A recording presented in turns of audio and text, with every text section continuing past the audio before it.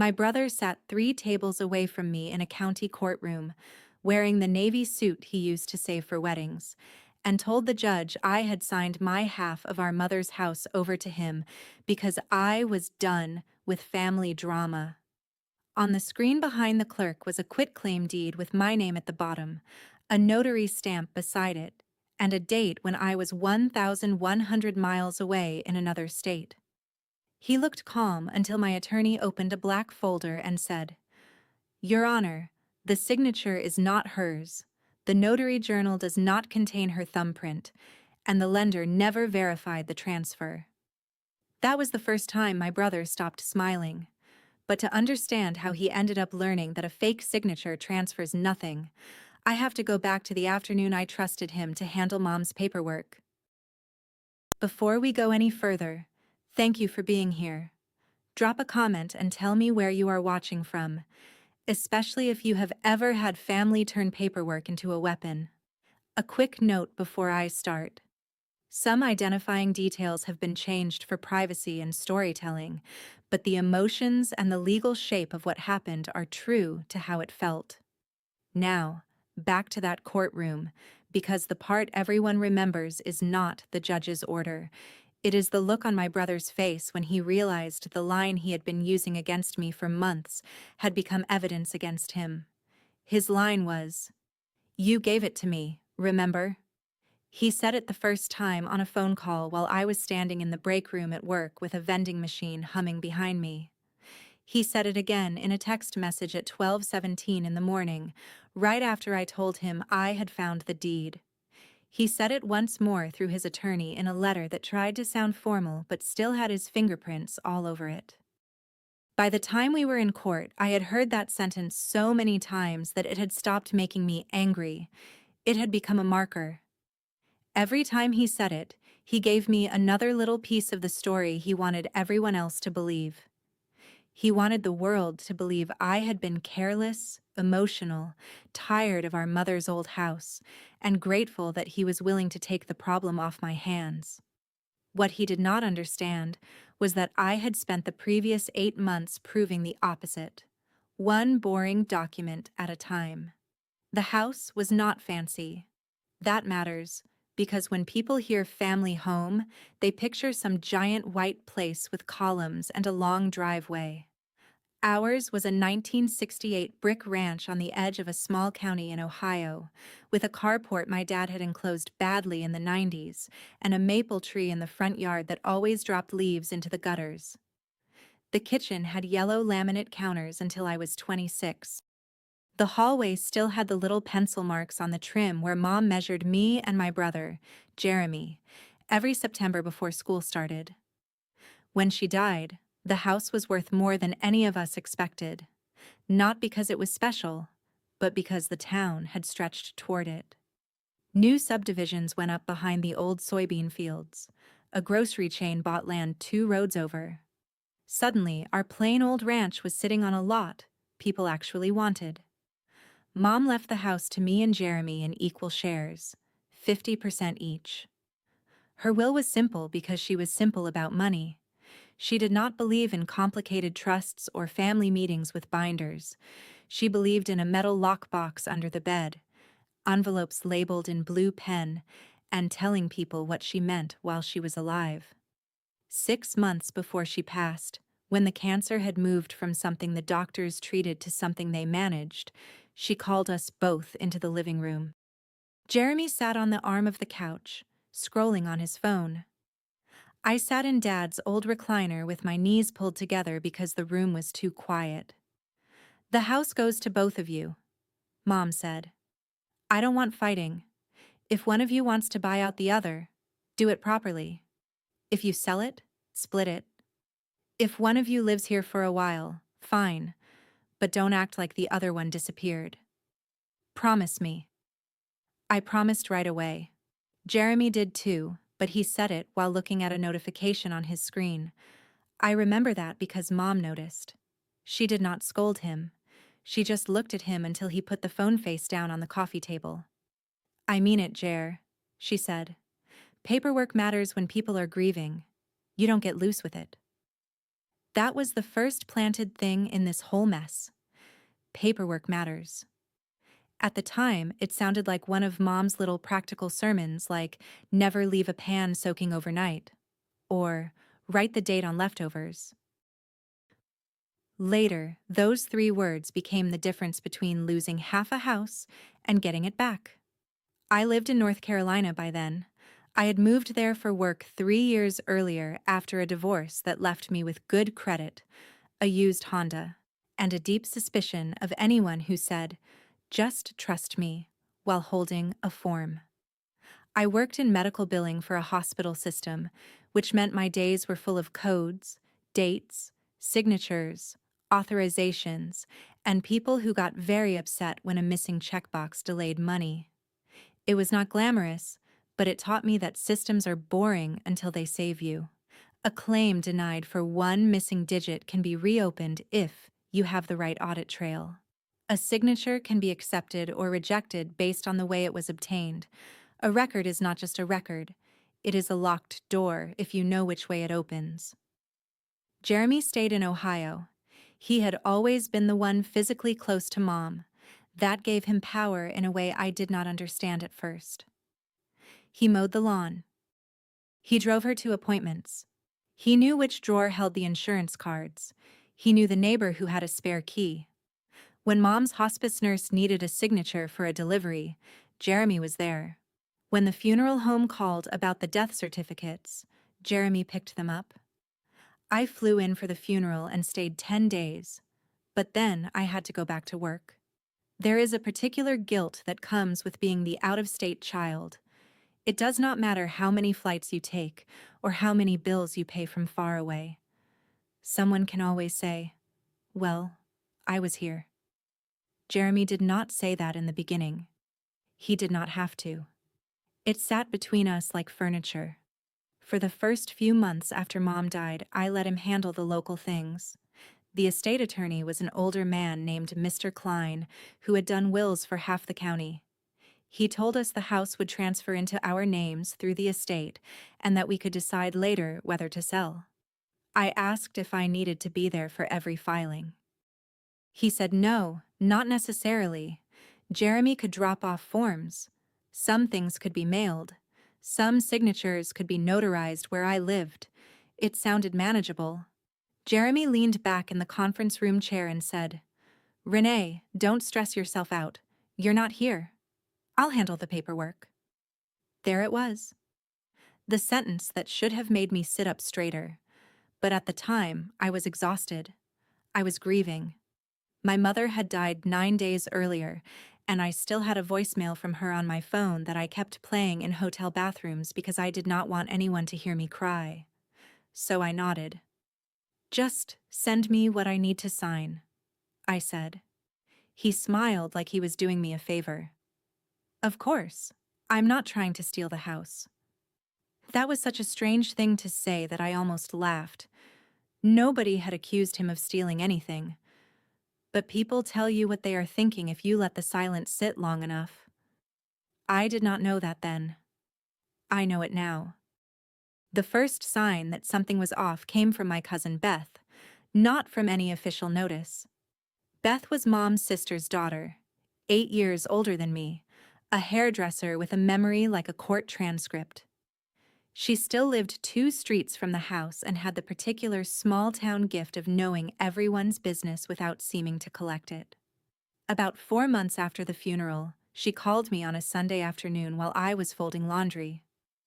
"Hey," she said, "is Jeremy selling your mom's place?" I dropped a towel into the basket.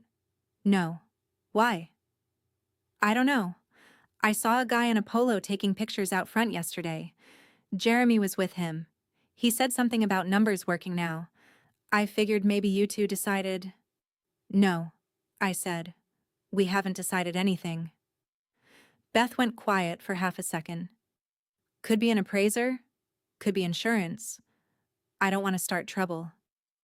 Beth always said she did not want to start trouble right before handing you a lit match. I thanked her and called Jeremy. He did not answer. That was not unusual. Jeremy had always treated his phone like a suggestion. But 30 minutes later, he texted, "Busy. What's up?" I wrote, "Beth saw someone taking photos at the house. Everything okay?" He answered almost immediately, "Yeah, just looking at refinance options. Taxes and insurance are stupid high. Need to see what's possible." That was the first time I felt a little click in my chest. Not panic. Not yet. Just the internal sound of a lock turning. I called him again. This time he picked up on the fourth ring. "Refinance what?" I asked. He sighed before he spoke, which was one of his habits when he wanted me to feel like I was already being difficult. "The house, Renee. The thing with a roof. We own it free and clear. Why are you refinancing it?" "Because it needs work. Because the property taxes are going up. Because I have been paying for everything while you live 10 hours away and send opinions. Pick one." I stood in my apartment kitchen with the dryer buzzing down the hall. "If there's a loan against the house, we both need to talk about it." "There isn't a loan yet," he said. "I'm checking options. That's all. You can't refinance my half without me." There was a pause. Not long, just long enough. "Nobody said I was refinancing your half." At the time, I thought he meant maybe he was looking into some kind of home equity line based on his interest. I did not know enough real estate law to understand how impossible that would be without clean title, lender approval, and every owner accounted for. I only knew he sounded annoyed, and because he sounded annoyed, I started apologizing. That is embarrassing to admit, but it is true.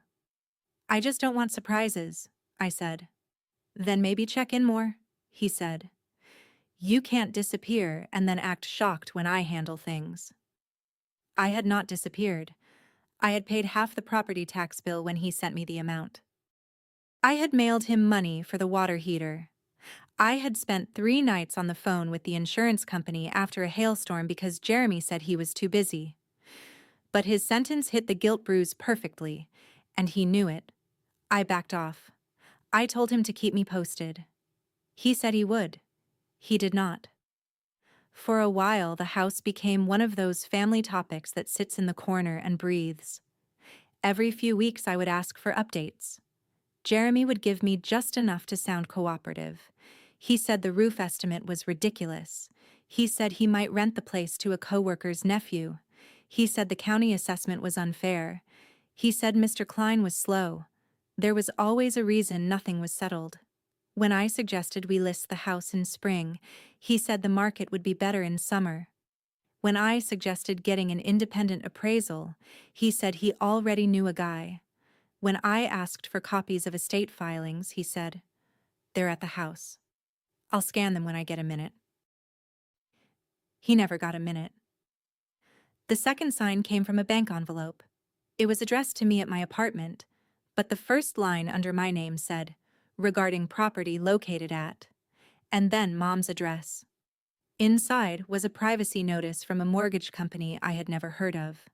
It was not a bill. It was one of those generic notices lenders send when your information has been pulled or shared. I read it twice at my kitchen table. Then I read the fine print. It referred to an application number. I called the customer service line.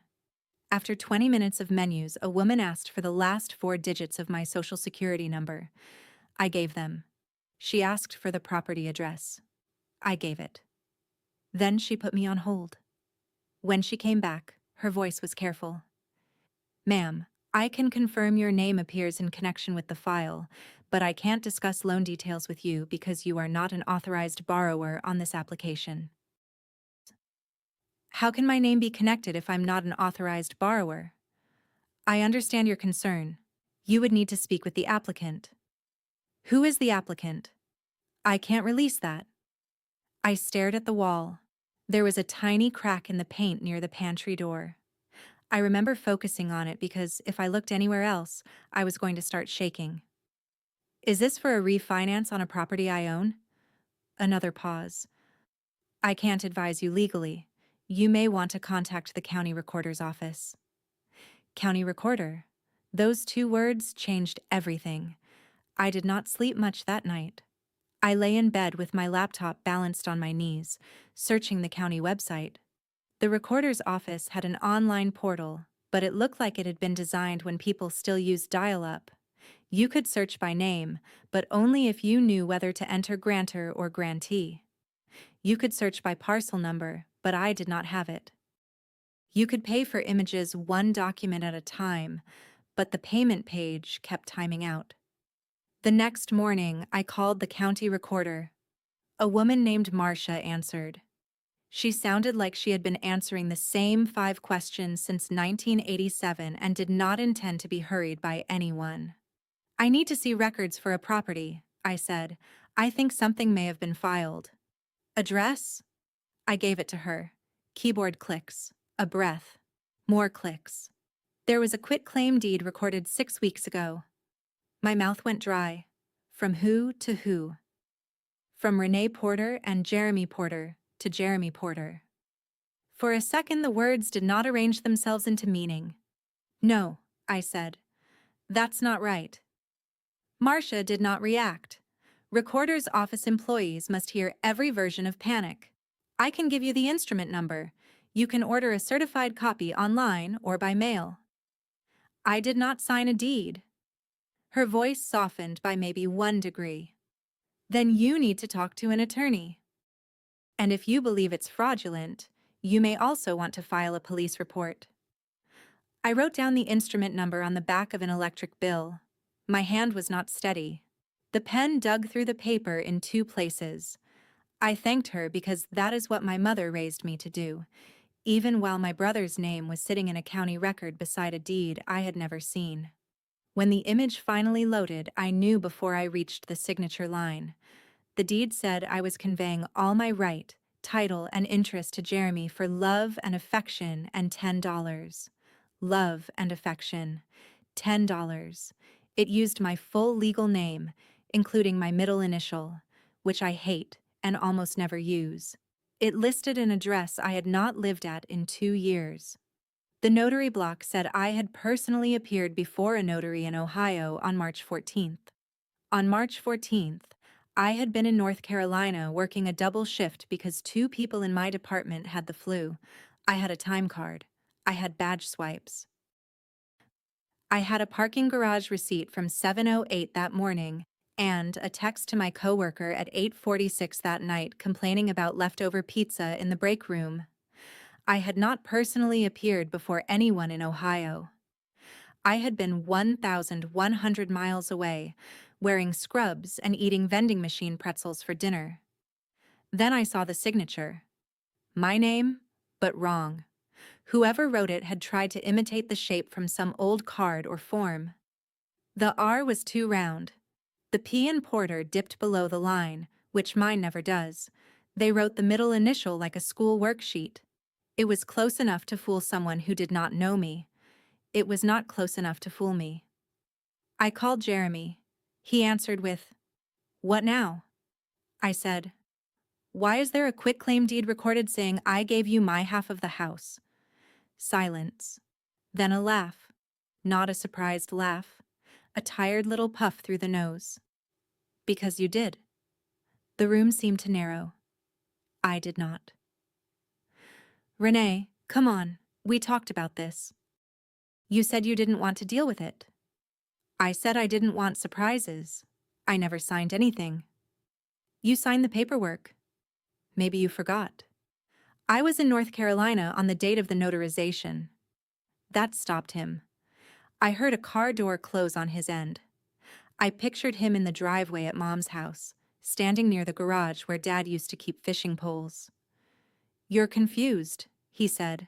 "Send me the original." "I don't have to send you anything. It's recorded. It's done." "Jeremy, this is fraud." His voice changed. It got lower, meaner, and much more honest.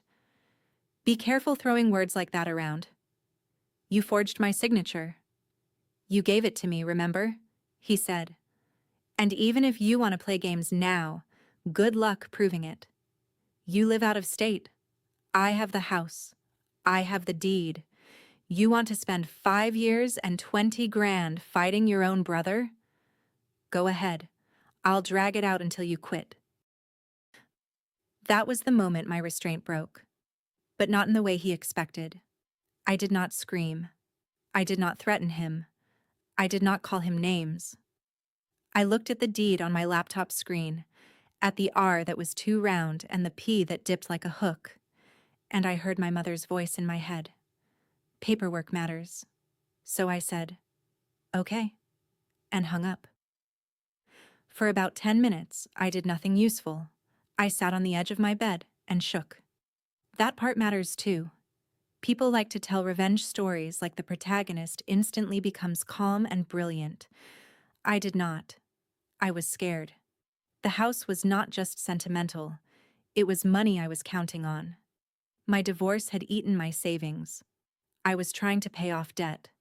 Half of that house was the only real asset I had besides a 12-year-old car. Jeremy had not stolen a keepsake from me. He had stolen the one piece of security Mom left behind. Then the lender called me back. Not the woman from customer service, someone from a department with a longer title. She said they had received my message and could not discuss the loan, but if I believed there was fraud, I could submit a written dispute. She used the phrase identity or title concern. It sounded sterile. I wrote it down anyway. Title concern, fraud dispute, county recorder, police report. I did not know yet that those boring phrases would become the scaffolding that held my case upright. I only knew my brother had underestimated one thing about me. I work with paperwork all day. I do not get excited by forms, but I know how to make them line up. The first off-ramp I gave Jeremy was an email. I wrote it at 6:12 that evening and revised it 9 times so it sounded calm. I said I had obtained the recorded quitclaim deed. I said I had never signed it or appeared before the notary. I said he had 48 hours to agree in writing to reverse the transfer and cooperate with restoring title, or I would report the deed as fraudulent to law enforcement, the county recorder, the lender, and any agency involved in the notarization. I attached a copy of my time card from March 14th and a screenshot of my work schedule.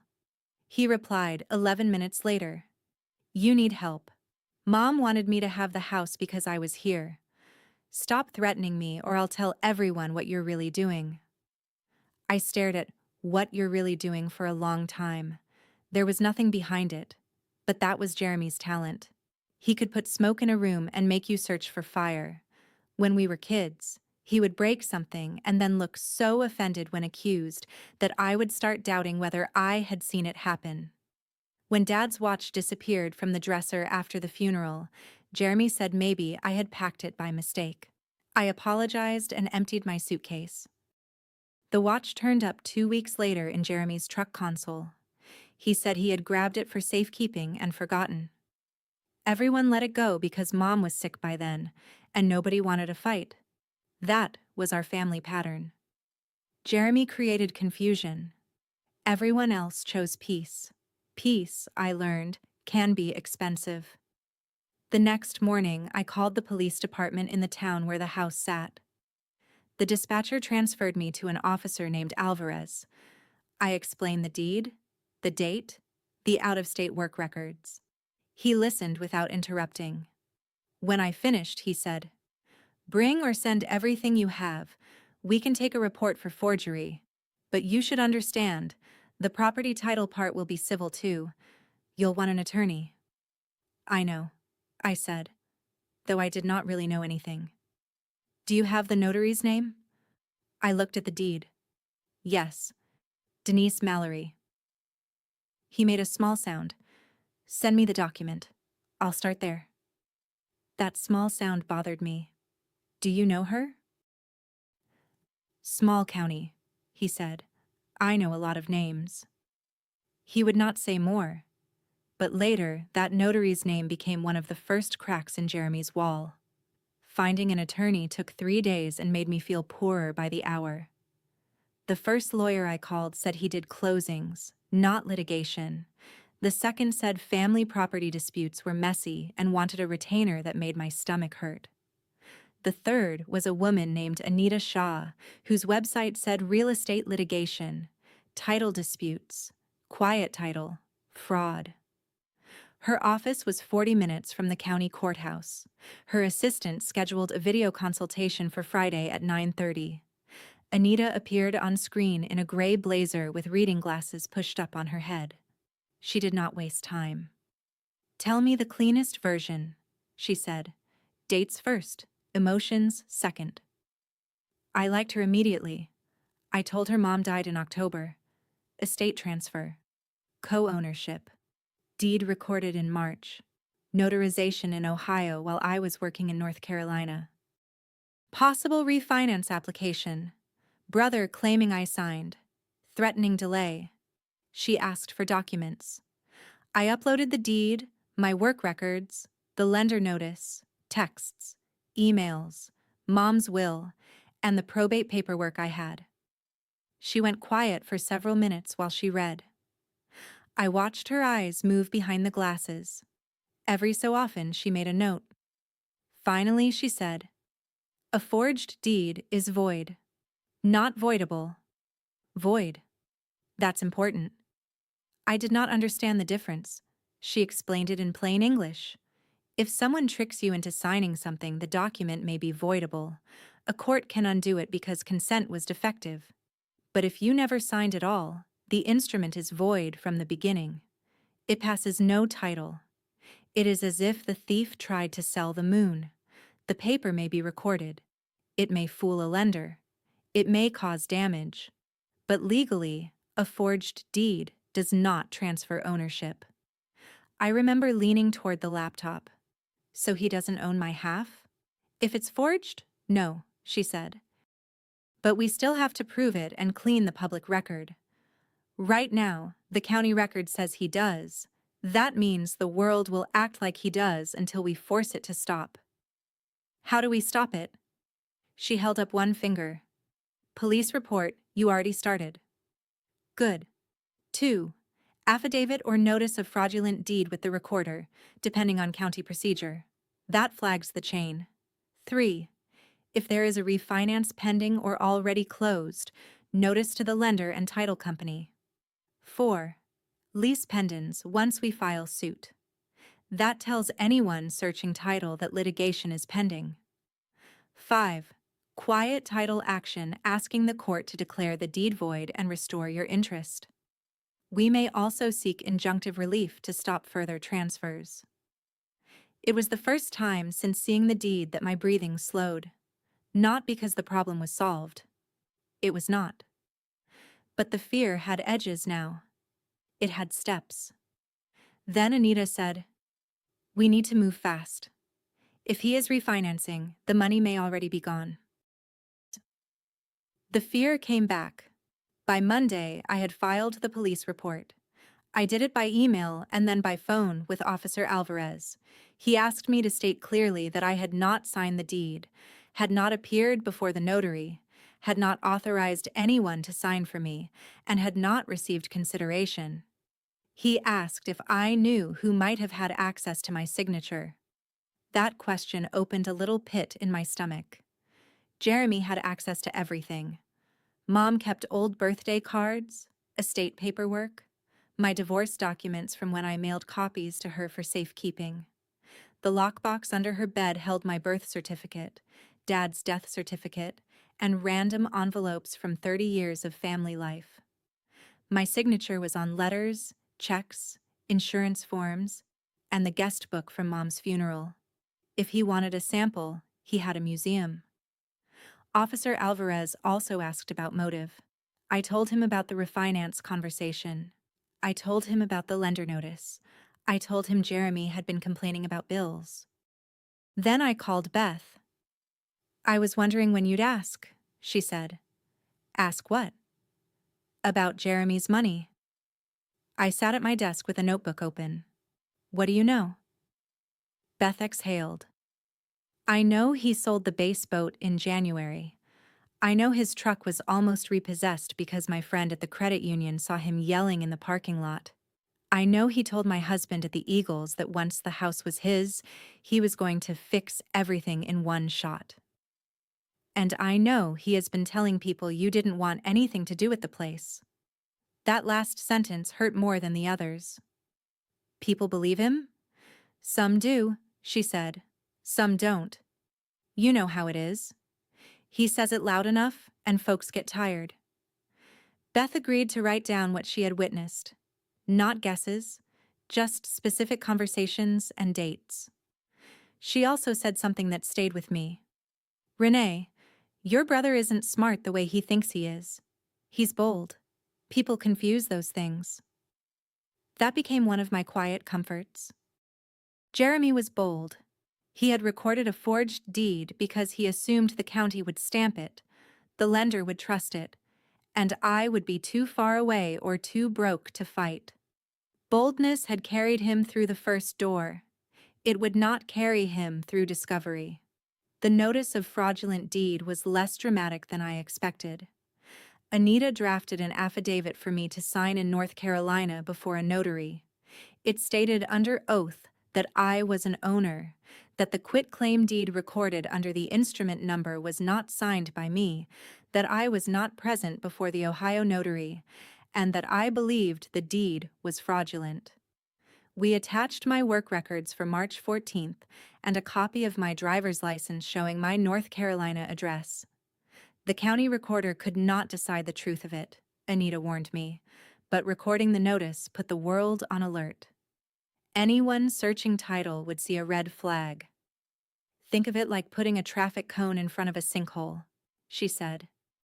It doesn't repair the road, but it makes it harder for someone to say they didn't know.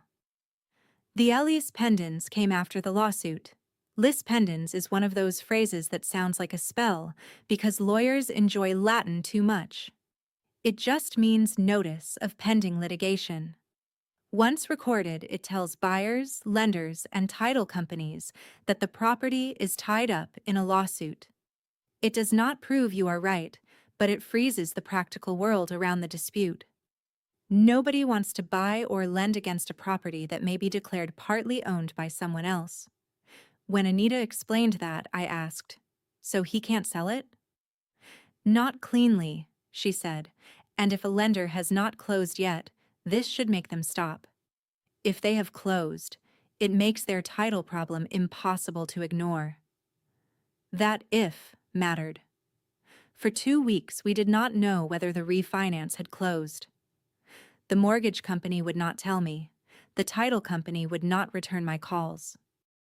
Jeremy ignored every email except to send little darts. "You are embarrassing yourself. You don't even live here. Mom would be ashamed of you." That one made me close my laptop and walk outside until my hands stopped buzzing. He knew exactly where to press. Our mother had spent her last months trying to keep us from fighting, and he was using her as a shield while standing behind a forged deed.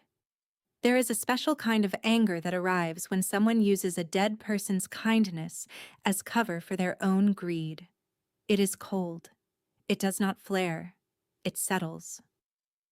The lowest point came on a Thursday morning when Anita forwarded me a recorded mortgage. The refinance had closed 12 days after the quitclaim deed was recorded. Jeremy had borrowed $148,000 against the house. The lender's mortgage was now in the county records. The title company had insured it. The proceeds, as far as we could tell, had gone to him. I read the amount 3 times. $148,000.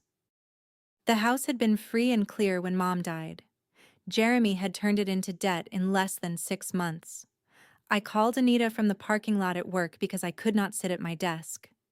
"Can they take the house?" "Not today," she said. "But the mortgage is a serious complication. We are going to challenge it. The lender's lien can only attach to the interest Jeremy actually had. If he did not own your half, he could not mortgage your half. But lenders fight. Title insurers fight. They will argue they relied on the recorded deed." "But the deed was forged." "Yes, and a forged deed passes no title. But you need to prepare yourself. This will not feel quick."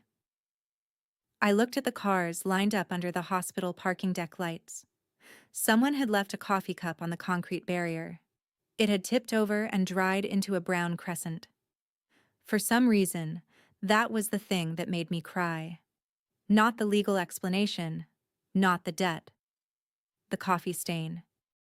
I stood there in my scrubs, crying quietly at 8:05 in the morning because my brother had mortgaged my mother's house, and I could not physically stop him. That afternoon, Jeremy called. I almost did not answer, but Anita had told me not to block him. "Let him talk," she said. "Sometimes people like him build your record for you." So I answered and put him on speaker with my laptop open to a blank document. "You happy now?" he said. "About what?" "You got your lawyer sending letters. You got cops calling people. You think this makes you look good? Did you take a cash-out refinance?" He snorted. "It's my house. Half of it was mine." "Was," he said. "Good word." I typed that. "Was. Good word." "Jeremy, where's the money?" "None of your business. The deed is forged." "Prove it." I did not respond. He kept going. "No, really. Prove it. You think some judge is going to care because you suddenly regret signing? You think a bank is going to unwind a loan because you got emotional? I have a recorded deed.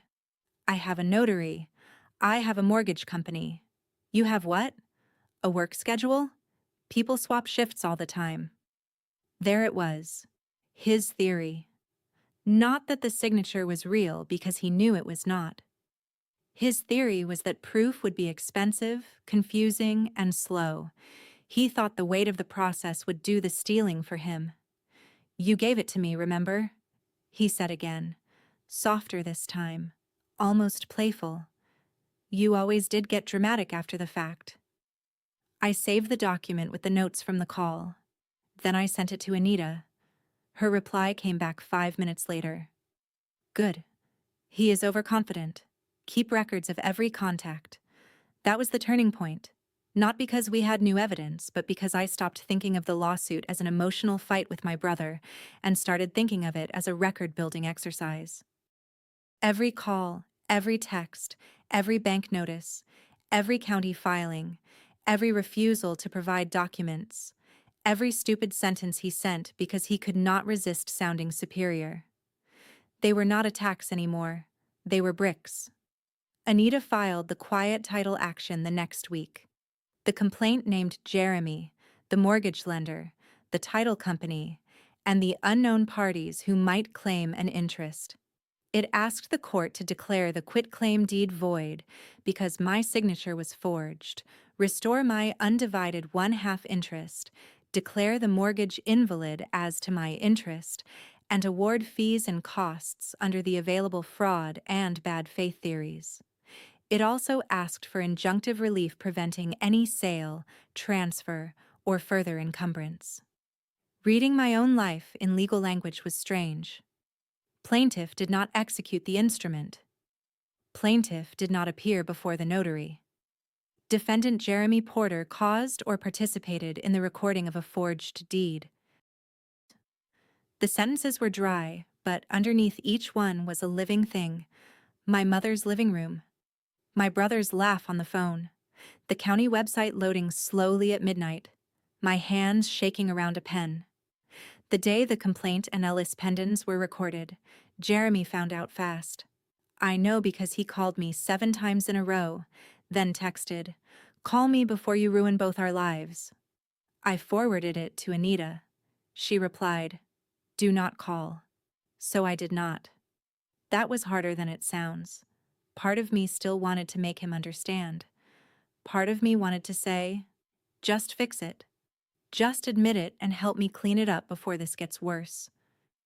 But he had already been given that door. He had laughed at it. Now the process had him, and the process does not care if you are someone's brother. His attorney's first letter arrived 10 days later. It was written in that puffed-up style some lawyers use when they are trying to make weak facts sound tall. It said I had voluntarily transferred my interest due to the burden of out-of-state ownership. It said I was experiencing seller's remorse, which was impressive because no sale had occurred. It said Jeremy had relied on my transfer to make financial decisions and that any attempt to disturb the deed would cause him substantial harm. It said he would seek sanctions if I pursued baseless allegations of forgery. Anita read the letter on our video call and made a face like she had tasted old milk. "He has a problem," she said. "What problem?" "If his position is that you signed in front of a notary, he needs the notary. If his position is that you forgot, he needs a story that explains your location. If his position is reliance, he needs clean hands. Right now, he has a recorded document and bluster. We are going to ask for the things Bluster hates." "Which are?" "Original documents, notary journal, closing file, loan application, title search, communications, identification copies, disbursement records." For the first time in weeks, I smiled. It was small and tired, but it was real. Paperwork matters. Discovery began with requests that sounded simple. Produce the original quitclaim deed. Produce all drafts. Produce all communications with the notary. Produce all communications with the lender and title company. Produce any document showing Renee agreed to transfer her interest. Produce evidence of consideration. Produce records of the refinance proceeds. Admit that Renee was employed in North Carolina on March 14th. Admit that Jeremy received cash-out proceeds. Admit that Renee did not receive any payment. Jeremy did what people like him often do when cornered by specifics. He answered everything with fog. He did not recall. He lacked sufficient information. The document spoke for itself. He objected that requests were burdensome. He objected that requests were irrelevant. He objected to producing bank records because they were private. He said the original deed was not in his possession. He said the title company had it. The title company said the lender's closing package had an electronic scan, not a wet ink original. The lender said the settlement agent handled execution. The settlement agent said the notary handled acknowledgement. It was like watching four people point at each other around a table while the chair in the middle started smoking. The notary, Denise Mallory, became central. Under Ohio law, notaries keep a journal for certain acts. And even where not every detail is required in the same way, good notary practice is to record the date, type of document, identification presented, and signature of the person appearing. Anita subpoenaed Denise's journal for March 14th, and any entries related to me, Jeremy, or the property. She also subpoenaed her communications. Denise did not respond at first. Then she hired her own lawyer. That told us more than silence. Officer Alvarez called me around that time. "I spoke with Ms. Mallory," he said. "I can't share investigative details, but keep working with your attorney. Also, preserve anything showing your location that day. More is better." More is better became my weekend project. I requested my badge access report from the hospital. I downloaded my time card. I found a debit card transaction from the cafeteria at 12:34 p.m. I found a parking payment. I found an email I had sent from my work account at 3:02 p.m. I found a message to my supervisor about a billing backlog. I found a photo my coworker Tina had taken that afternoon of a ridiculous sign someone taped to the printer that said, "Please stop kicking me, I am trying." I was in the background, half-turned, holding a stack of charts. The timestamp was March 14th, 2:18 p.m. Tina wrote an affidavit. My supervisor wrote one too. The hospital's HR department provided a certified attendance record. My divorce had taught me to hate paperwork. Jeremy taught me to love it. Meanwhile, Beth kept hearing things. Jeremy had told someone at a bar that I was trying to double dip after giving him the house. He told a neighbor I had signed because I could not afford repairs. He told our Aunt Linda that I was punishing him because he had been Mom's favorite. Aunt Linda called me crying, asking why I would do this to him. That call nearly broke me. "Aunt Linda," I said, "I did not sign the deed." "He said you did." "He lied." She went quiet. In our family, calling someone a liar directly was like throwing a chair through a window. You implied. You hinted. You said there must be a misunderstanding. But I was done decorating the truth so other people could sit comfortably. "He forged my name," I said. "He borrowed money against the house. And he is using Mom because he thinks none of you will ask to see the documents." Aunt Linda cried harder. "Your mother would hate this." "I know," I said, "but she would hate what he did more." After that, families started splitting into two quiet camps. Not publicly. No one was posting about it online or throwing plates at Thanksgiving. It was more subtle. People stopped copying me on group texts. Beth checked on me twice a week. Aunt Linda stopped calling. My cousin Mark, who had borrowed money from Jeremy once and never paid it back, suddenly had strong opinions about forgiveness. The word family got used like a hand over my mouth. Jeremy used that pressure too. He sent me a long text one night that began, "You are destroying Mom's memory," and ended with, "When this is over, nobody will want you at the table." I sent it to Anita. She replied, "He is trying to make the cost of truth higher than the cost of silence. Keep going." I wrote that on a sticky note and put it on my monitor. The lender's role took longer to surface. At first, I thought the lender was just another victim. They had relied on a recorded deed and issued a loan, but Anita kept saying, "Maybe. Let's see the file." When we finally got parts of the closing file, it raised more questions than it answered. The loan application listed Jeremy as unmarried and sole owner. The title commitment relied on the quitclaim deed recorded 6 weeks earlier. The title search noted the deed, but did not flag that the transfer was between siblings for nominal consideration soon after a probate transfer.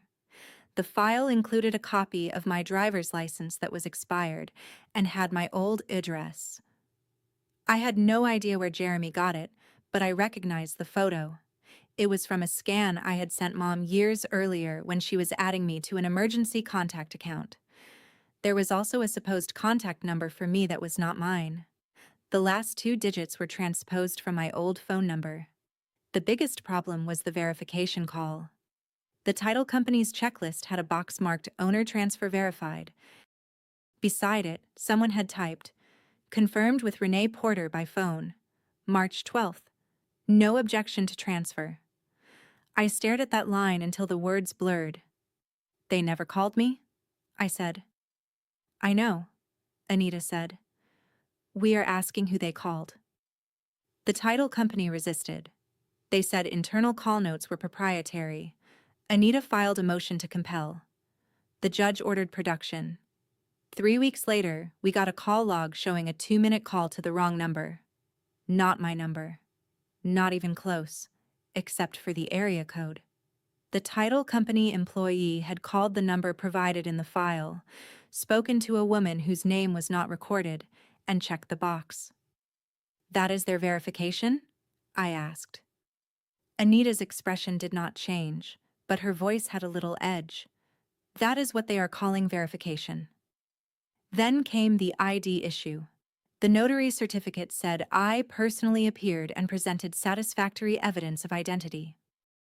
The journal entry, when Denise finally produced it under subpoena, did not show my signature. It did not show my thumbprint. It did not list my driver's license number.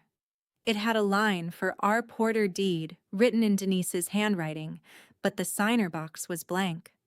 The ID box said, "Known to JP, not known to the notary. Known to JP Jeremy Porter."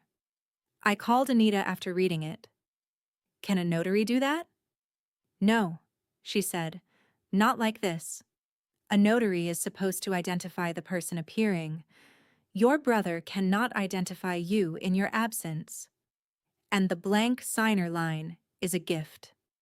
Why would she write it that way? Because something happened in that room she knew was wrong, and she tried to leave herself a little exit. People do that. They make a bad record, but they make it just vague enough to say later they misunderstood. Denise's deposition was scheduled for a Tuesday in November. I attended by video from Anita's office because flying in for every event was impossible, but this one I wanted to see. Denise appeared in a small conference room with beige walls and a glass of water in front of her. She was in her 50s, with short blonde hair and a cardigan buttoned to the neck. She looked less like a criminal mastermind and more like someone who volunteered at church bake sales and made one terrible decision because a man she knew made it sound easy. Anita's questions were calm. Did Renee Porter appear before you on March 14th? Denise looked at her lawyer. Her lawyer said, "Answer if you know." "I don't remember." "Your notary certificate states she personally appeared. Do you have an independent memory of her appearing?" "No." "Does your journal contain Renee Porter's signature?" "No." "Does it contain identification information for Renee Porter?" "No." "Did you speak with Renee Porter by phone?" "I don't remember." "Did Jeremy Porter bring you the deed?" A pause. "Yes." "Was Renee Porter with him?" Longer pause. Denise's mouth tightened. "I don't remember." Anita slid a document across the table. "This is a text message from Jeremy Porter to you on March 13th. It says, 'Can you stamp a deed for me tomorrow? My sister already agreed. She's out of state and being a pain.' Do you see that?" Denise closed her eyes for 1 second. "Yes." I felt the room tilt, even though I was only watching through a screen. Anita continued. "You responded, 'She needs to be there,' correct?" "Yes." He responded, "I'll bring her ID and signature page. She told me to handle it." "Correct?" "Yes." "And you notarized the deed the next day even though Renee Porter was not physically present." "Correct?" Denise's lawyer objected. Anita waited. Denise swallowed. "I believed he had authority." "That was not my question. Was Renee Porter physically present?" Denise looked down at the table. Her hands were clasped so tightly the knuckles had gone pale. "No." There are moments when victory does not feel like joy. It feels like your body finally putting down a weight you forgot you were carrying. I did not smile. I did not say anything. I just covered my mouth with my hand and breathed through my nose while Anita kept going. The deposition did not end the case, because cases do not end just because the truth walks into the room. Jeremy pivoted. His attorney argued that Denise had misunderstood the question, that Jeremy believed I had authorized him, that I had ratified the transfer by not objecting sooner, that the lender was an innocent party, that unwinding the mortgage would create hardship. The arguments changed shape, but the core stayed the same. Make the process expensive enough that I would accept less than the truth. Then we hired the forensic document examiner. Her name was Dr. Elaine Voss, though she told everyone to call her Elaine outside court. She had spent 26 years comparing handwriting for banks, courts, insurance companies, and law enforcement. Her report cost more than my first car. I paid it in 2 installments and ate a lot of soup that month. She requested known samples of my signature from before and after the questioned deed, preferably originals with natural variation. I sent mortgage paperwork from my divorce, hospital employment forms, a passport application, old checks, birthday cards, and the notarized affidavit I had signed after discovering the fraud. Elaine explained her process on a call. She did not say, "It looks fake." She said she examined line quality, pen pressure, connecting strokes, letter formation, spacing, slant, rhythm, and natural variation. She looked for signs of simulation, like tremor, blunt starts and stops, hesitation, and unnatural patching. A real signature changes because people are human. A forged signature often changes in the wrong ways because the writer is drawing, not writing. Your natural R has a sharp entry stroke, she said. The questioned signature has a rounded copybook R. Your terminal stroke on Porter lifts up. The questioned signature trails downward. Also, the middle initial is inserted with a different rhythm. It is not part of your habitual signature. I almost laughed because I had noticed the same things, just without the vocabulary. So you can say it isn't mine? I can offer an expert opinion to a reasonable degree of professional certainty that the questioned signature was not written by you, she said. The court decides what weight to give it. That sentence was less dramatic than what I wanted, but it was exactly what we needed. Elaine's report arrived at 42 pages. It had enlarged images of my signature beside the forged one, arrows pointing to differences, charts of recurring features. It was the opposite of Jeremy's fog. It was specific. It was patient. It did not care that he was my brother. It cared that the R was wrong. Around this time, the police investigation sharpened. Officer Alvarez contacted my supervisor, the notary, and eventually Jeremy. I know because Jeremy sent me a text that said, "You got cops harassing me now? You really are sick." I did not answer. He sent another. "Last chance to stop this before it gets ugly." I forwarded it. 2 days later, Beth called me from her car. "He came by the salon," she said. "Who?" "Jeremy. He wanted to know what I told you." My stomach tightened. "Are you okay?"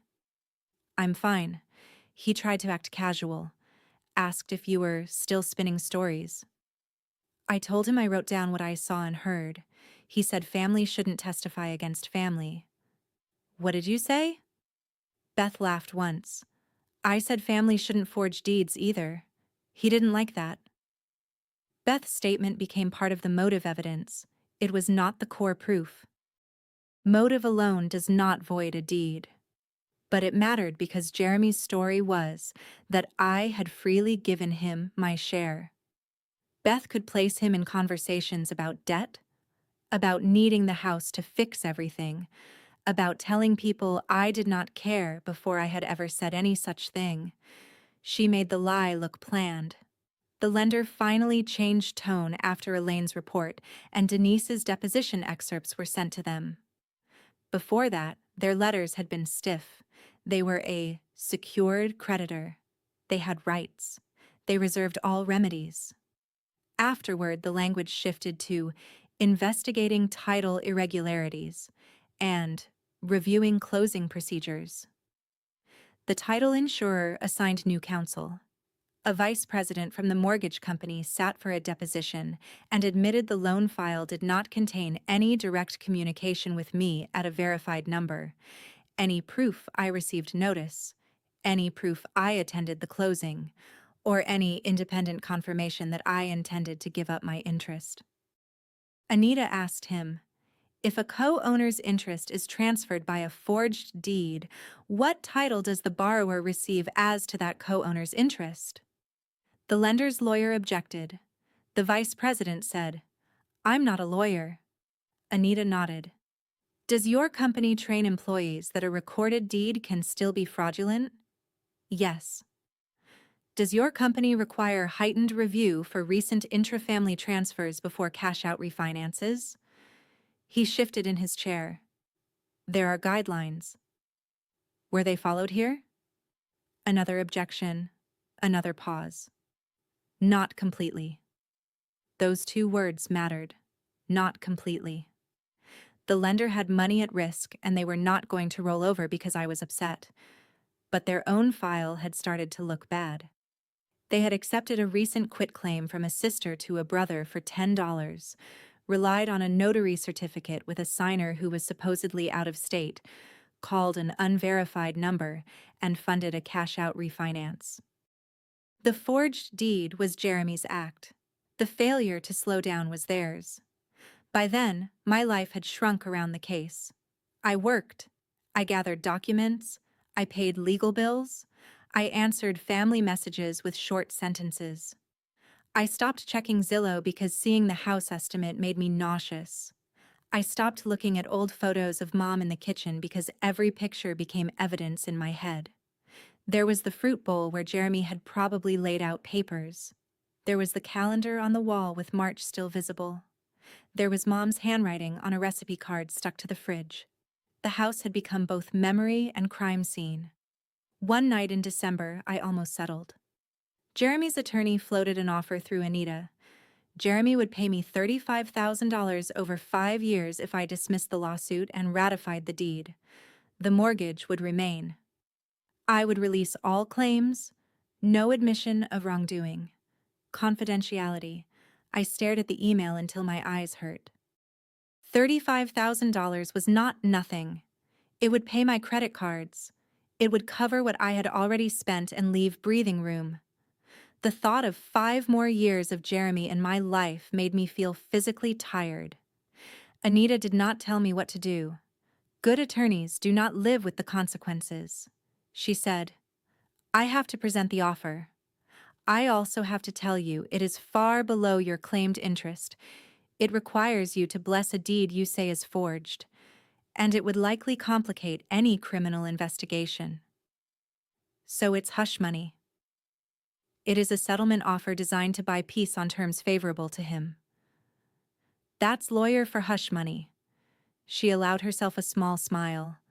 Close enough. I asked for one night. Then I called Beth. She listened while I talked myself in circles. Finally, she said, What would your mom say if Jeremy gave you $35,000 for half that house? I knew the answer immediately. Mom would have put both hands on her hips and said, Does he think I raised stupid children? I declined the offer the next morning. After that, Jeremy got nastier. His texts came from new angles. He said I was greedy. He said I had abandoned Mom. He said if I really cared about family, I would have moved back. He said I was letting lawyers manipulate me. He said he had witnesses. He said he had recordings. He never produced either. He did produce one affidavit from his friend Kyle, who claimed he heard me say at a cookout that I was done with the house. The cookout had occurred 2 years before Mom died, when I had said I was done painting the hallway because Jeremy had bought the wrong color. Anita enjoyed that one. We will ask Kyle under oath which house you meant, she said. And what color paint? That is the part nobody tells you about legal revenge. Some of it is terrifying. Some of it is tedious. And some of it is so absurd you laugh in your attorney's office at a man trying to turn beige paint into a real estate transfer. The next stretch was where I learned why Jeremy had been so confident when he said he would drag it out. It was not because he had better facts. He did not. It was because delay has its own gravity. Every week created a new bill. Every bill created a new little voice in my head asking whether half a house was worth losing my savings, my sleep, and whatever was left of my connection to my mother's side of the family. Jeremy did not need to win in one clean move. He only needed me to get tired enough to accept a dirty one. The first pressure point was insurance. The homeowner's policy renewal came due while the title fight was pending, and the company sent notices to the house, not to me. Jeremy let the first notice sit on the kitchen counter for almost 3 weeks. I found out because Beth went by to drop off a casserole dish he had left at her house and saw the envelope in the pile of mail by the door. She called me from her car. Do you know the insurance is about to cancel? I closed my eyes. No. He said it's handled. Did he look like it was handled? He looked like a man eating chips over an open envelope. That was Beth's way of saying no. I called Anita. Anita called Jeremy's attorney. Jeremy's attorney said his client was maintaining all necessary expenses. Anita asked for proof. None came. 2 days later, we paid the premium into an escrow arrangement through counsel so the house would not sit uninsured while everyone argued. I paid my half with a credit card and then sat at my desk staring at the confirmation number, furious that protecting the asset felt like rewarding the person who had endangered it. Anita corrected me. You're not rewarding him. You're preserving evidence and value. Think like the court. You are acting like an owner. That became another sticky note. Act like an owner. Not like a victim. Not like a little sister begging to be believed. An owner. So I started doing owner things from 1,100 miles away. I requested tax bills directly from the county treasurer. I called the utility company and asked what documentation they needed to send duplicate notices. I paid for a property condition report from an inspector Anita recommended, because if Jeremy was living there while the case dragged on, I wanted a dated record of what the house looked like.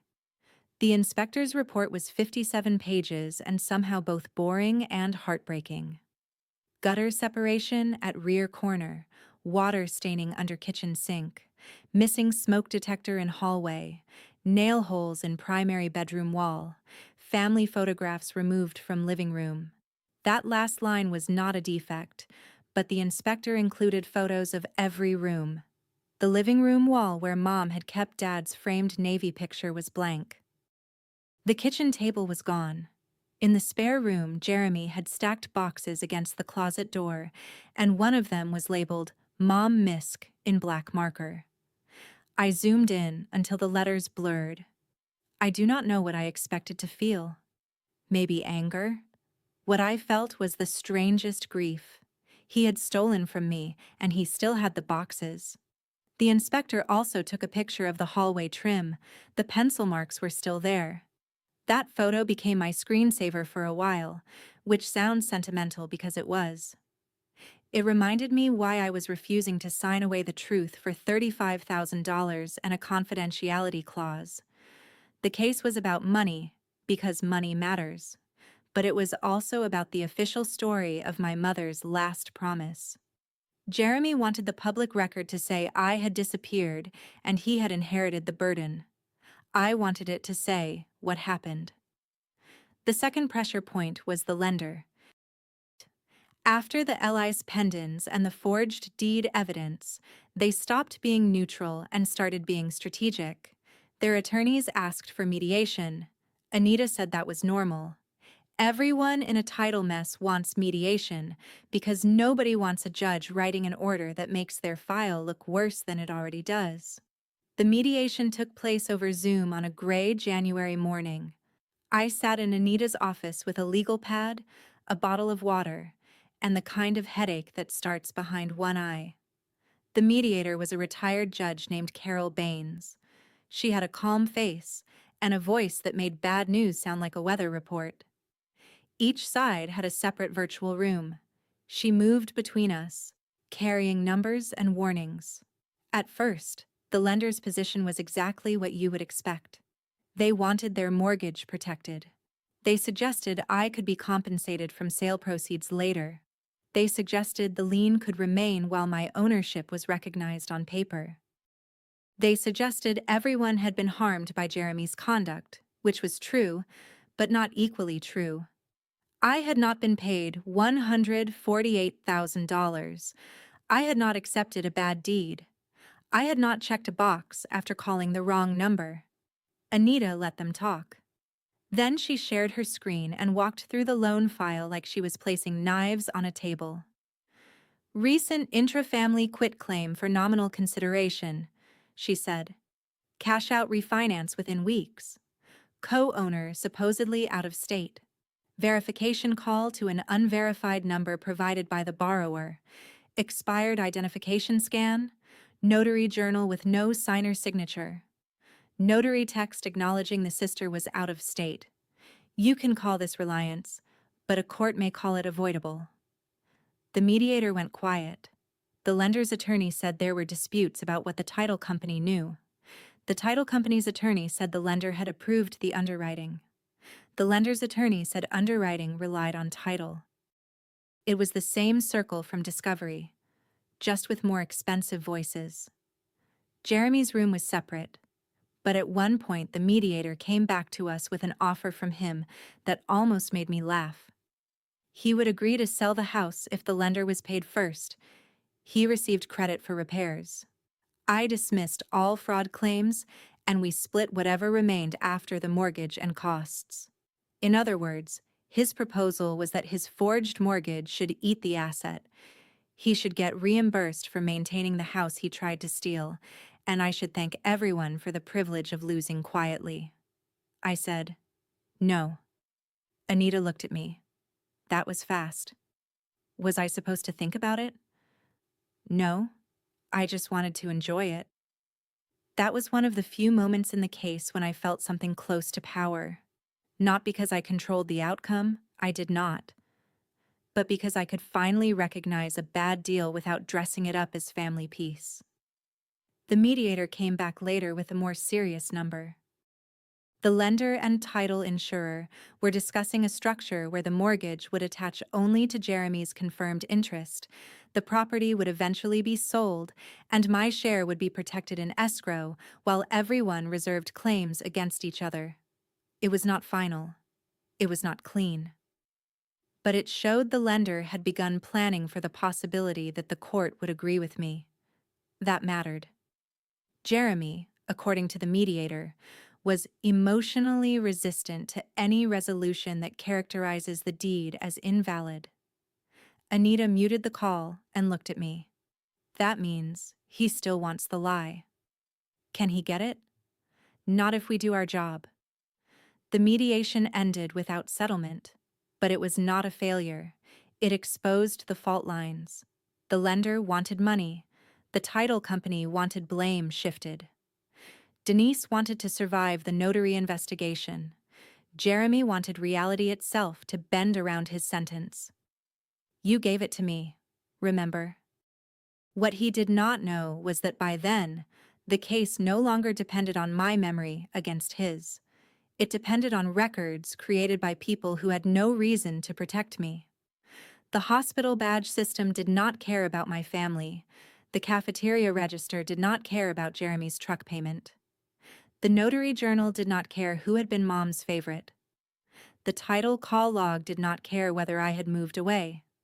That is the quiet beauty of good evidence. It is boring enough to be honest. The third pressure point was family, and that one had no legal remedy. Aunt Linda invited me to a Sunday video call that she described as clearing the air. I should have known better. When I logged on, I saw Aunt Linda, cousin Mark, Mark's wife, and my Uncle Paul, who had not called me once since Mom's funeral. Beth was not there. Later, I learned Aunt Linda had not invited her because Beth was too involved, which meant Beth had seen too much. Aunt Linda began with a prayer. That was how I knew it was going to be bad. Then Mark said, "Renee, nobody agrees with what Jeremy did if he did something wrong." "If?" I said. He held up both hands. "I'm just saying, none of us were there."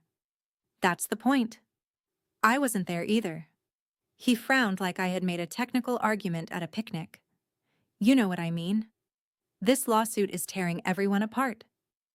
I looked at the little squares on the screen. My family, arranged like a jury nobody had sworn in. Jeremy forged a deed. He borrowed against the house. I filed a lawsuit to fix it. Aunt Linda wiped her eyes. "But could you not have handled it privately?" "I tried. He told me to prove it." Uncle Paul spoke for the first time. "Your mother wanted you two to share." I almost laughed. "Yes. That is literally what I am suing to enforce." No one liked that. Truth is sometimes rude without trying. The call lasted 32 minutes. I know because I wrote it down afterward, along with the main points, because Anita had trained me well. Mark said litigation would waste the estate. Aunt Linda said Mom would want forgiveness. Uncle Paul said Jeremy had always been impulsive but not malicious. I asked if any of them wanted to see the deed, the notary journal, or the text where Jeremy said I was out of state. Nobody answered directly. That told me what I needed to know. They did not want evidence. Evidence would force them to choose. They wanted a feeling called family that required me to absorb the damage so everyone else could keep their holidays. When the call ended, I sat in my apartment and stared at my own reflection in the dark laptop screen. Then I opened my case folder and renamed one subfolder from family to pressure. It sounds small. It was not. Names matter. Once I stopped calling those messages family and started calling them pressure, they lost some of their power. Beth called 10 minutes later. I heard there was a peace summit. Did they live stream my execution after I logged off? No, but Mark called my husband and said you sounded hostile. I said Jeremy forged a deed. Like I said, hostile. I laughed, then cried, then laughed again. Beth stayed on the phone and told me about a woman at the salon who had tried to pay with a gift card from a different business. It had nothing to do with the case. That was why it helped. In February, Anita sent me a draft of our exhibit list. Seeing the case arranged that way made it feel less like chaos and more like architecture. Exhibit 1, Mom's Will. Exhibit 2, Probate Transfer. Exhibit 3, Disputed Quitclaim Deed. Exhibit 4, my March 14th time card. Exhibit 5, Badge Access Report. Exhibit 6, Cafeteria Receipt. Exhibit 7, Notary Journal. Exhibit 8, Jeremy and Denise text messages. Exhibit 9, Forensic Report. Exhibit 10, Lender Call Log. Exhibit 11, Mortgage. Exhibit 12, Beth's Affidavit. Each exhibit was a step. Normal ownership. False transfer. Proof I was absent. Proof the notary knew.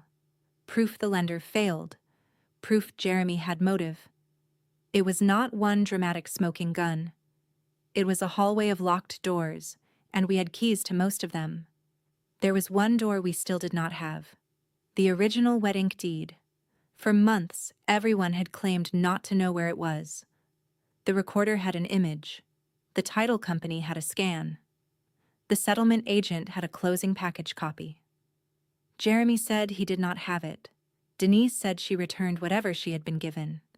Elaine could work from the scan, but an original would allow ink and pressure analysis.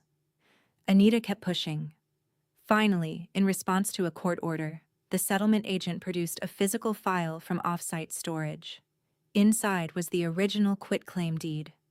Anita called me the day it arrived. "You may want to sit down." I sat on the edge of my couch.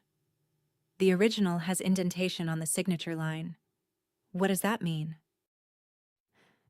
It may mean the signature was traced or written slowly with pressure inconsistent with natural signing. Elaine will examine it. Also, the notary stamp overlaps the signature in a way that suggests the signature page was already completed when it was stamped. Is that bad for him? It is not good. Elaine's supplemental report was even more precise than the first. Under magnification, she found hesitation at the start of the R, blunt stops where my real signature usually flowed, and a tremor in the curve that suggested the writer was copying a shape rather than signing habitually. She also noted that the pen pressure varied in unnatural places, heavier on visually important curves, lighter between letters where a real signature would move faster. I read the report in bed with my laptop on a pillow. It was nearly midnight. Rain tapped against the window. I remember thinking how strange it was that a person's greed could be visible in the pressure of a pen, not in a poetic way. Literally, the hand had slowed down where mine would not. The lie had left drag marks. Anita sent the supplemental report to the other parties. 2 days later, Denise's lawyer requested a meeting with the prosecutor. 3 days after that, the title company's settlement tone changed again. 4 days after that, Jeremy sent no texts at all. Silence from him was more unsettling than insults. It did not last. On a Saturday morning, a certified letter arrived from Jeremy's attorney accusing me of weaponizing criminal process to gain advantage in a civil dispute. The letter demanded that I withdraw any statements to police that Jeremy had forged my signature, unless I had personal knowledge of who physically signed the deed. I called Anita furious. I never said I watched him hold the pen. I said I didn't sign it. Exactly, she said. This letter is for show. For who? Maybe his client. Maybe the prosecutor. Maybe himself. But keep it. It helps show they know the criminal side is real. I kept it. I kept everything. My apartment looked normal from the doorway, but one corner of my bedroom had become a paper command center. Banker boxes, sticky notes, a cheap scanner. A shredder I never used because I was afraid to destroy anything by mistake. Friends from work invited me out, and I said no too often. My supervisor pulled me aside one day and asked if I was safe. That question cracked something open. I told her the short version. Brother. Forged deed. Lawsuit. She listened with her arms folded, not in judgment, just holding herself still. When I finished, she said, "Renee, take the time you need for court. We'll make it work." I thanked her and went to the restroom and cried in a stall because kindness had become harder to handle than conflict. Conflict kept me sharp. Kindness made me tired. March 14th came around again. 1 year since the date on the deed. I did not expect it to bother me, but it did. At 6:51 a.m., the same time my badge had recorded me entering work the year before, I was standing in my kitchen making toast. I looked at the clock and thought, a year ago I was just going to work. I had no idea that somewhere in Ohio, my name was being used without me. That evening, I drove to the hospital parking garage after my shift and parked on the same level where I had parked the year before. It sounds dramatic. It was probably dramatic. I needed to stand in a place that proved I had existed in my own life on the day Jeremy tried to erase me from another one. The concrete smelled damp. A cart rattled somewhere below. I took a photo of the row marker and sent it to no one. Then I went home and found an email from Anita with the subject line, "Motion filed." It was the motion for partial summary judgment, the one that would lead us to the courtroom. The one that would put the notary journal, the text messages, the original deed analysis, the lender call log, and my location records in front of the judge all at once. I read it slowly, start to finish. For the first time, the story did not feel like Jeremy's accusation with my defense attached. It felt like my case. The night before the hearing, after Beth dropped me at the hotel, I opened the binder Anita had prepared for me. She had placed a small tab on the page with Mom's will. I do not know why that was the page I stopped on. Maybe because it came before all the ugly ones, before the forged deed, before the mortgage, before the journal. Mom's signature was at the bottom, shaky but unmistakably hers. She had signed slowly because the medication made her hand tremble, but the signature was still alive in the way real signatures are. Imperfect. Moving. Hers. I put my fingers near it without touching the ink. "I'm trying," I whispered. Then I closed the binder, turned off the lamp, and lay in the dark while trucks moved on the highway outside. I was afraid the judge would find some procedural reason to wait. I was afraid Jeremy's attorney would confuse the issue. I was afraid the lender would make it about money instead of title. I was afraid I would see my brother and remember him at 10 years old, building forts out of couch cushions, and lose the clean anger that had carried me this far. But under all that fear was one steady fact. I had not signed. No amount of family pressure, lender language, attorney letters, or recorded stamps could change that. The next morning, the court was going to have to look directly at the signature I never wrote. The trial date was set for late spring. Before trial, Anita filed a motion for partial summary judgment on the validity of the deed. In plain terms, she asked the judge to decide there was no genuine dispute that I did not sign it and that the deed was void. She attached my location evidence, Denise's deposition admission, Elaine's expert report, the notary journal, the text messages, and the lender verification failures. Jeremy opposed it. He argued there were credibility questions. He claimed he believed I had authorized the transfer. He said I had benefited because he paid expenses. He said voiding the deed would unjustly enrich me. Anita's reply was short by her standards and sharp by anyone else's. Authorization to sign a deed conveying real property must satisfy formal legal requirements. A person cannot notarize the absent signature of someone who never appeared. A forged deed passes no title, regardless of later reliance. Paying expenses may create a claim for contribution, not ownership. And a person who causes a forged instrument to be recorded cannot complain that undoing it is unfair. The hearing on that motion was the day from the hook. I flew to Ohio the night before. It was the first time I had been back since discovering the deed. Beth picked me up from the airport in her husband's pickup because my rental reservation had vanished, which felt about right for that season of my life. She hugged me so hard my shoulder popped. "You look thin," she said. "You look like you're about to fight someone in a courthouse parking lot." "Depends how the morning goes." We drove past the exit for Mom's Street, and I made the mistake of looking. The maple tree was bare. Jeremy's truck was in the driveway. There was a new security light over the garage, the kind that comes on too bright and makes everything look like a gas station. I had an almost physical urge to ask Beth to turn in. I wanted to walk through the rooms and touch the pencil marks in the hall. I wanted to stand in the kitchen and tell the house I had not abandoned it. Instead, I looked straight ahead until we passed. That night, I stayed in a hotel near the courthouse. I laid out my clothes, checked my folder 3 times, and slept maybe 2 hours. At 5:40 a.m., I gave up and made coffee in the little machine by the sink. It tasted like hot cardboard. I drank it anyway. Anita met me in the courthouse lobby at 8:15. She wore the same gray blazer from our first video call. In person, she was shorter than I expected and somehow more intimidating because of it. She handed me a copy of the hearing binder. "You may not have to testify today," she said, "but be ready. Jeremy might. Denise might not. The judge may decide on the papers or ask questions. Stay calm. No reactions if he lies. Write notes if you need to." "What if I cry?" "Then you cry quietly and drink water." Judges have seen crying before.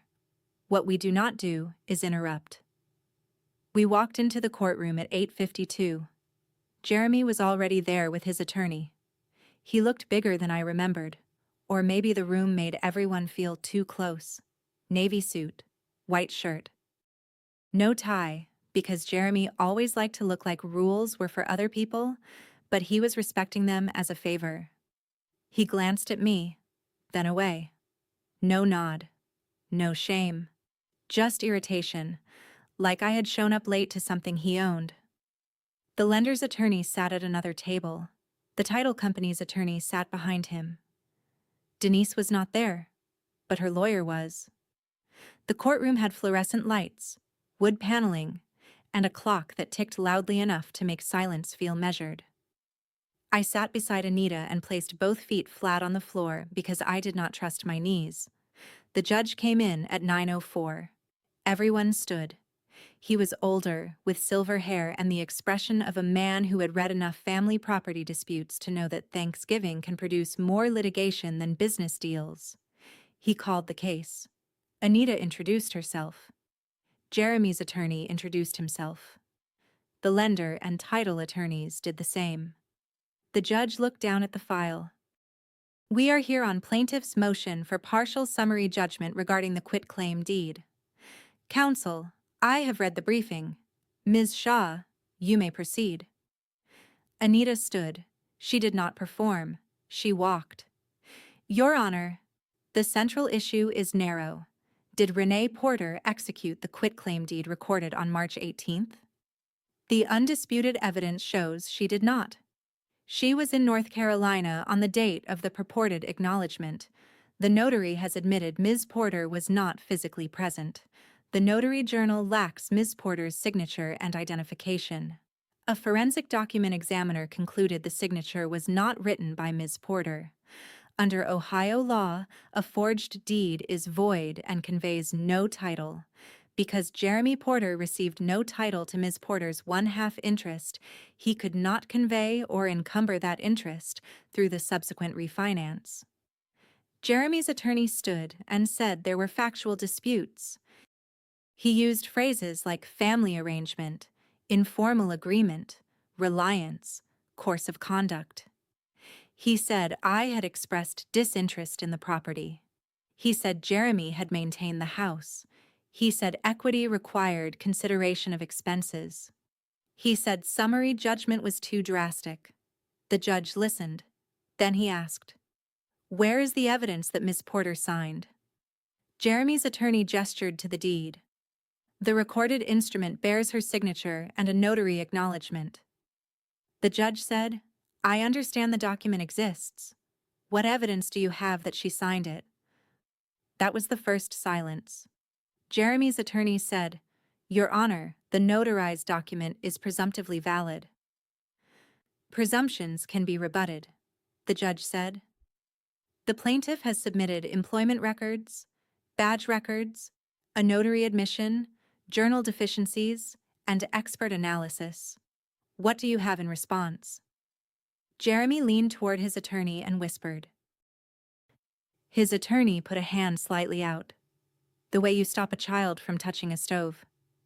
"Your Honor," the attorney said, "Mr. Porter believed he had authority based on conversations with his sister."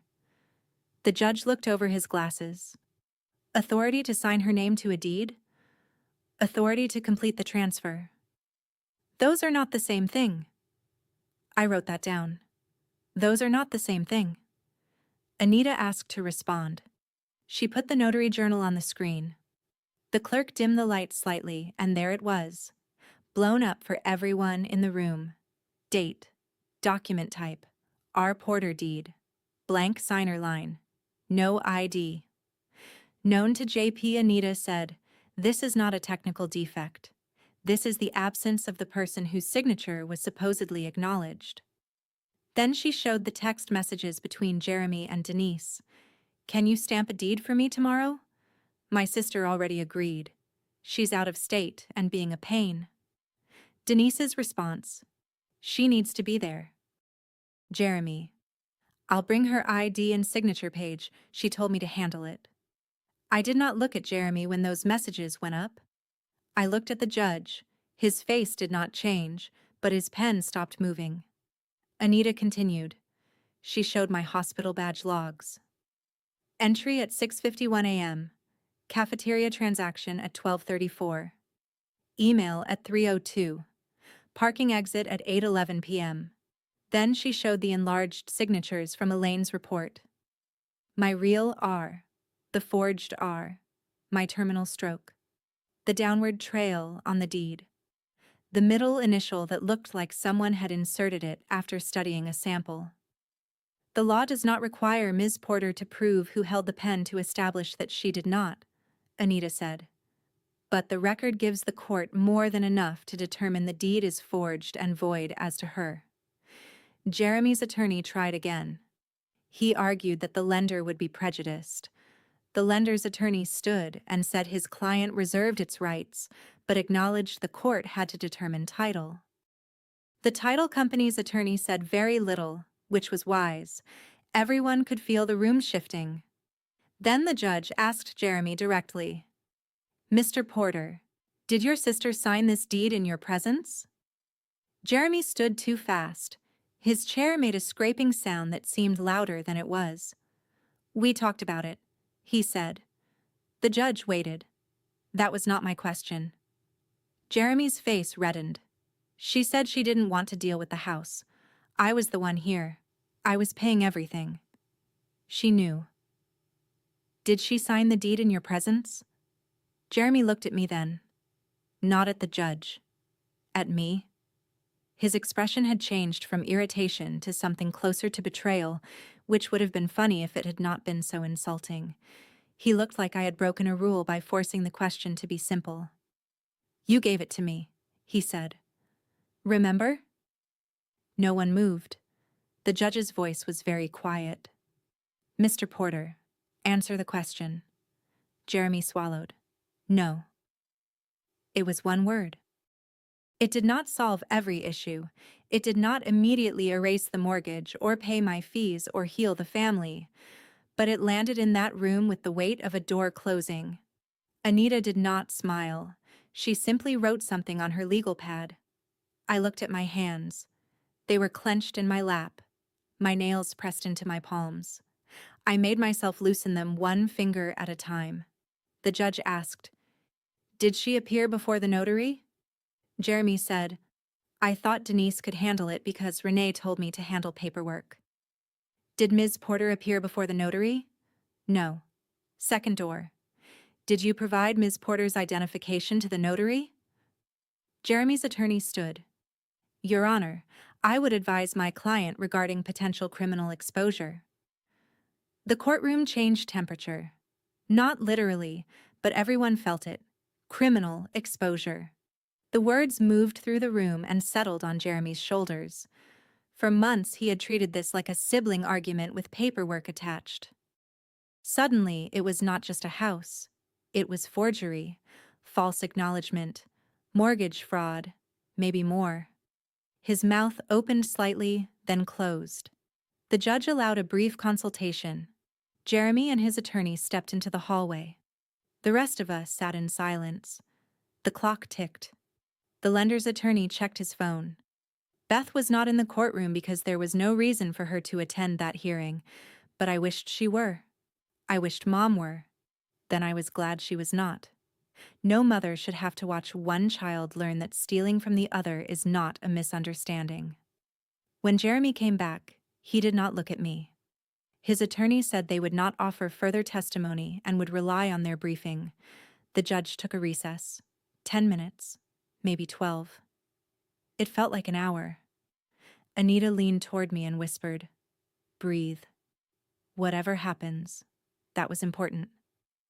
I nodded, but I was beyond words. When the judge returned, he ruled from the bench. He found there was no genuine dispute that I did not execute the quitclaim deed. He cited my out-of-state employment records, the notary's admission, the deficient journal, the expert report, and Jeremy's own statements. He said a forged deed is void ab initio, void from the beginning, and conveys no title. He declared the quitclaim deed void as to my interest and ordered the county record corrected to reflect my continued one-half ownership. He did not fully decide every issue with the lender that day, but he made the key finding. Jeremy never acquired my half, so the mortgage could not simply swallow it. The remaining claims, including the lender's and title insurer's remedies, fees, and damages, would proceed under that reality. I heard the words, but my brain grabbed only pieces. Void.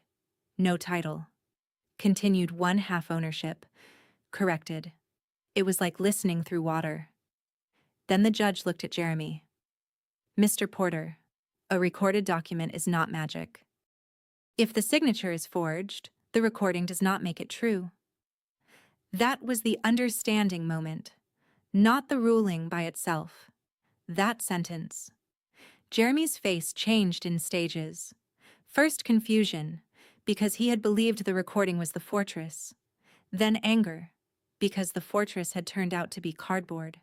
Then fear, because if the deed was nothing, everything built on top of it was exposed. The refinance, the cash, the notary, the loan file, the texts, the police report. The sentence he had thrown at me again and again. "You gave it to me, remember?" He remembered now. He remembered that I had not. He remembered that Denise had told him I needed to be there. He remembered sending the text that said I was out of state. He remembered that he had counted on distance and grief and family pressure to do what a valid signature would not. I could see it in his eyes, that flicker when a person stops arguing with the room and starts arguing with their own past choices.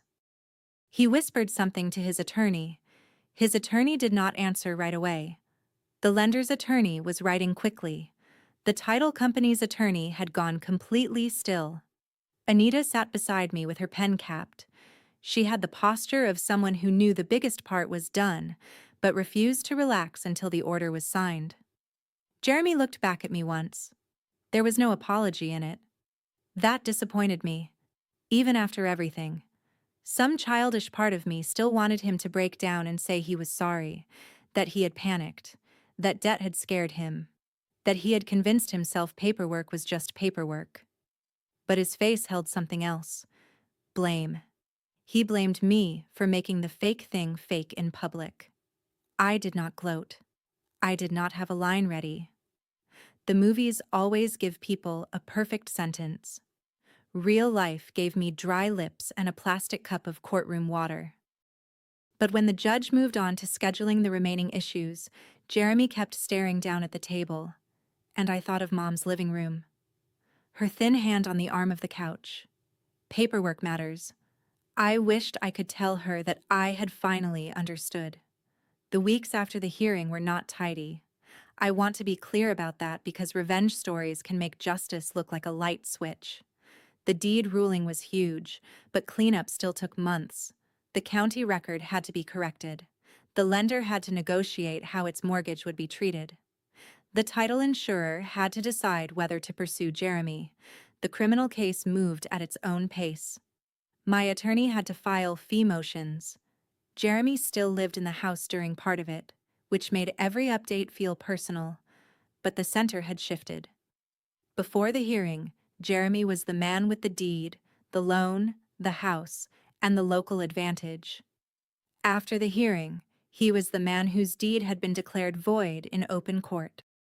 That changed how everyone spoke to him. The lender stopped treating him like a borrower with a difficult sister and started treating him like a title loss event. The title insurer reserved claims against him. Denise entered into her own trouble with the notary commission and law enforcement. Officer Alvarez called me again, this time to ask if I would be willing to cooperate with prosecution if charges were filed. I said yes. Jeremy tried one more emotional ambush. He called from a number I did not recognize. I answered because of work, and his voice came through before I could hang up. Was it worth it? He asked. I stepped into the hallway outside my office. Do not call me directly. You got what you wanted. House is frozen, banks all over me, cops are acting like I'm some criminal.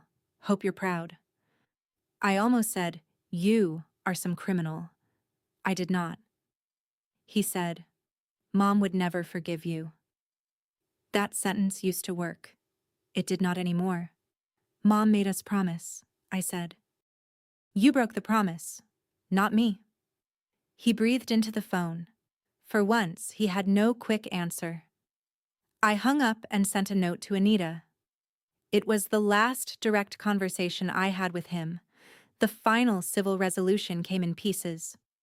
The court entered the written order voiding the quitclaim deed and confirming my 1/2 interest. The LI's pendants stayed while the mortgage issue was resolved. Under pressure from the ruling and their own file problems, the lender and title insurer agreed to release the mortgage as to my interest and pursue recovery through Jeremy and the title policy channels.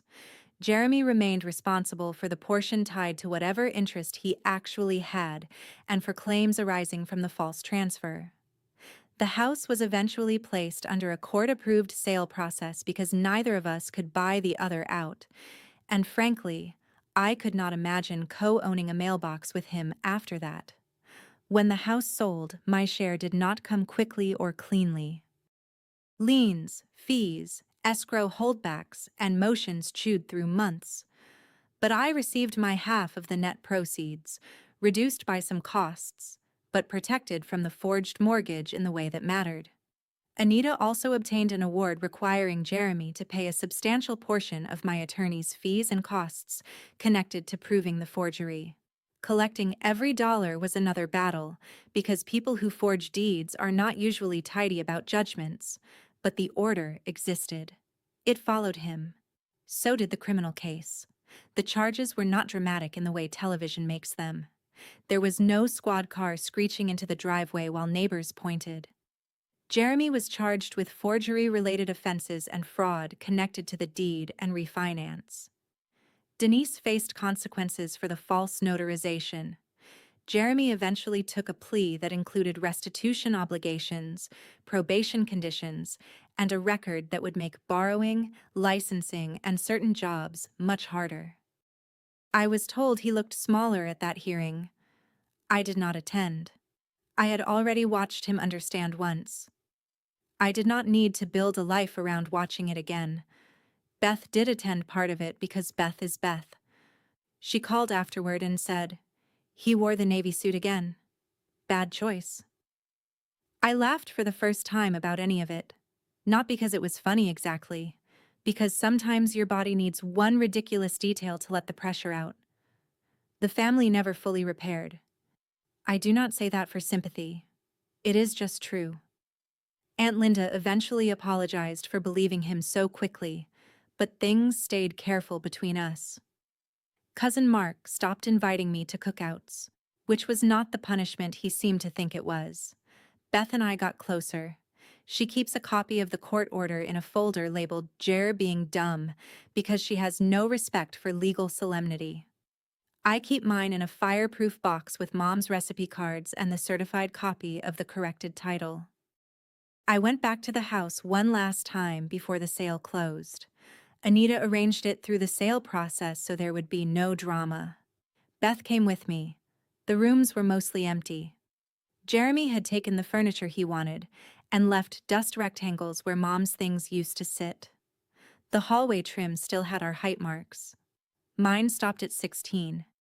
Jeremy's went a little higher. Mom had written the dates beside each line in her blue pen. I stood there for a long time. Beth waited in the kitchen and pretended to look at her phone.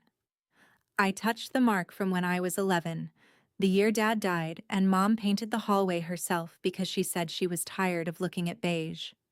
Then I touched the mark from when Jeremy was 13. He had been my brother before he was my antagonist. That is the part that makes family betrayal different. You are not only mourning what happened, you are mourning the version of the person you kept trying to save in your memory. On the way out, I checked the front door twice. Mom used to do that. Lock, tug, tug again. Beth watched me and said, "You okay?" "Not really," I said, "but I'm done."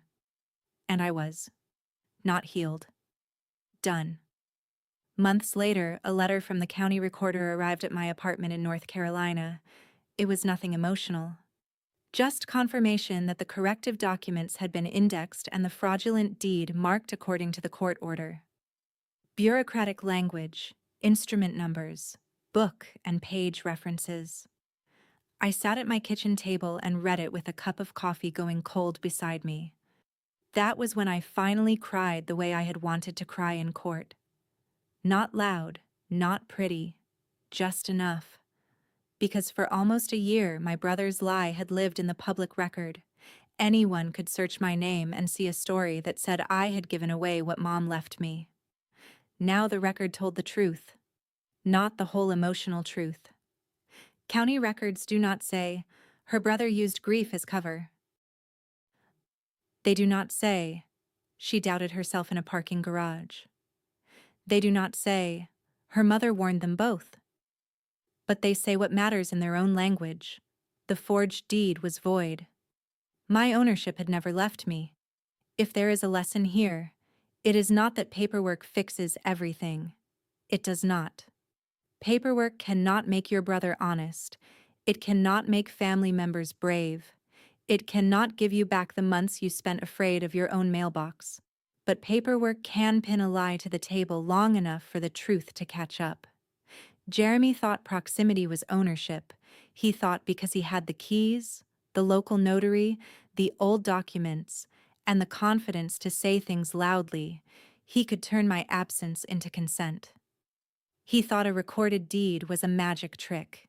He thought if he said, "You gave it to me, remember?" enough times I would start remembering it his way. He was wrong about all of it. The last thing I heard about him came from Beth, of course.